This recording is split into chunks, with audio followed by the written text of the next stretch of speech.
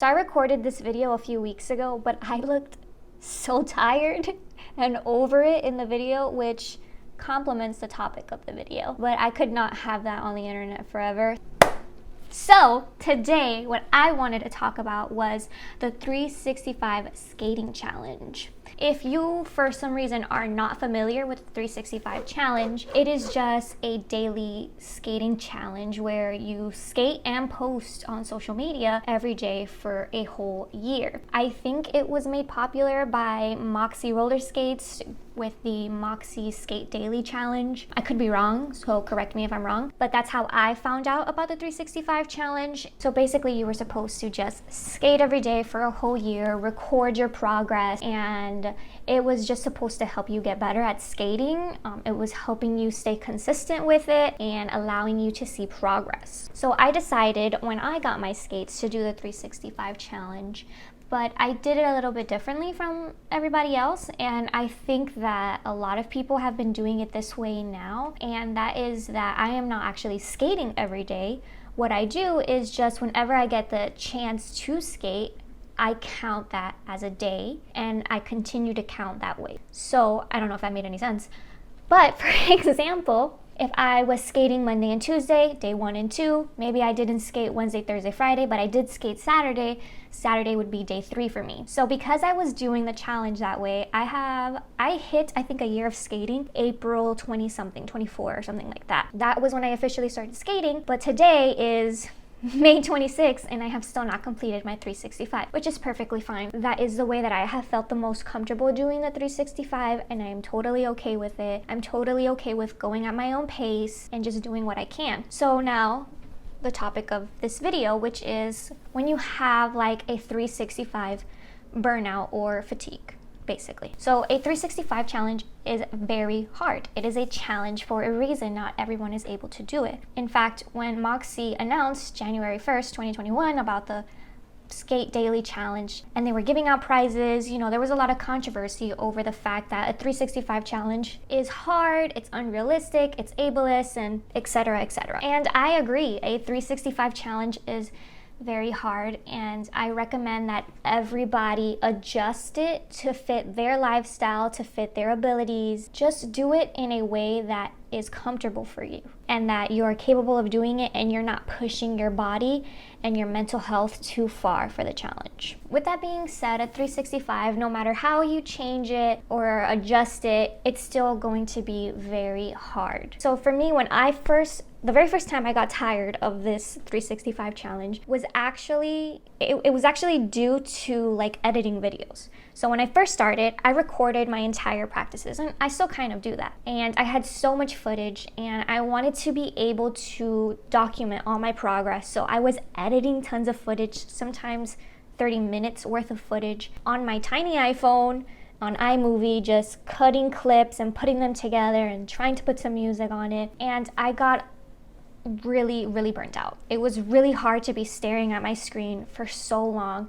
My screen time went through the roof. It was so embarrassing how much time I was spending on my phone. I got really sick and tired of editing videos, so I took a break and then tried to readjust and change the way that I was filming things, making it easier or expediting the process of editing and cutting down how many editing apps I had and just like getting rid of filters. But then recently, and it's the reason why I wanted to make this video, I have been feeling really burnt out with the 365 challenge, and it doesn't only just have to do with editing this time, it has to do with just everything. The skating, the coming up with new ideas to skate, the editing, the posting, and keeping up with that schedule. It's been really tough. There's just so much going on in my personal life. I have a new job. We are transitioning from working from home to working in person again. And I still have to maintain a household. I have to cook, I have to clean. There's just so many things going on that can contribute to a sense of burnout from a 365 challenge. And I never want skating to seem like a chore. I want it to be something fun, something that relieves stress, and I was just feeling really tired. I didn't want to learn anything else, didn't want to learn anything new, didn't know what else to record. Sometimes I just want to record the same thing over and over again because, to be very honest, it takes more than a day to develop a skill. And sometimes I get in the zone where for a couple of days I just want to practice the same skill until I can do it, and then I think to myself, nobody online wants to see me do the same thing for 7 days straight. I just get really in my head about it. So I was feeling burnt out. I didn't want to skate. I wanted to take a couple days off, and I did. So I took a couple rest days off, take a break physically and mentally from the 365 challenge so that I can come back to it and pick it up again and actually finish it. And I think that's very necessary throughout the 365 challenge, is to take breaks so that you don't just give up on this. So I want to talk about some of my tips on what you can do during a 365 challenge when you're feeling burnt out or you got a little bit of fatigue from going out and skating every day. These are some of the things that have helped me to not just give up completely on the 365 challenge and get back into it every once in a while when I'm feeling like I'm done with it. My very first tip, and it's the most obvious tip, is to rest. Rest your body, rest your mind. Take 1 or 2, 3, 4, 5, however many days off as you want. Just like working out, in skating, your body needs rest days. And not only just physical rest, but mental rest, because learning a new skill and a new hobby can be very frustrating and can be very taxing on your mind as well. And I don't think a lot of people ever talk about that. So take as many days as you need to rest. Do whatever works for your schedule. As long as you are consistent with it and you can see some progress and some growth, that is all that matters. My second tip is to watch other skaters.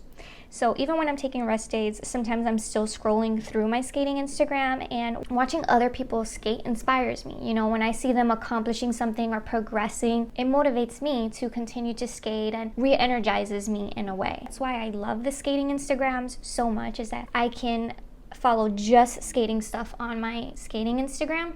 And I can use that to my advantage when I need new ideas of things to learn or when I'm unmotivated. Another tip is to find other things that don't require you to technically put on your skates and skate to film for your 365. And I've done this a couple times where I'll wear my skates while I'm cooking. You can even do like a skate palette type thing.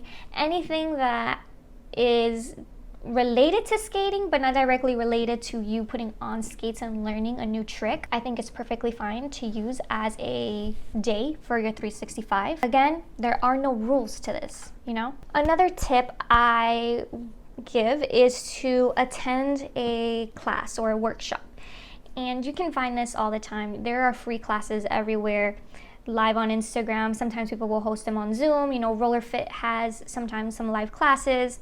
I follow several skate instructors who host lives every once in a while, or maybe somebody will jump on and you'll watch them practice, and you know, they'll give their tips. And attend those classes. One, because they're free information, and two, because it's interactive, so you can ask questions. And I can remember that when I got vaccinated, I was feeling a little sick. I hadn't skated that day. I was in bed. It was 8 p.m. Somebody went live and they were teaching something that I had been practicing for a while. So just watching her teach it inspired me to kind of just like put on my skates, clear out my room, and right then and there in my PJs started practicing with her. And just things like that can motivate you to get up and skate on days that you really didn't even plan to skate. Sometimes it's free. Sometimes you actually have to pay for the class, and I encourage that as well. Another thing that motivates me is watching older videos of me skating. When I see how far I come, it definitely motivates me to keep going, because you never know in a couple days the new things that you'll be able to do. And to me, that is enough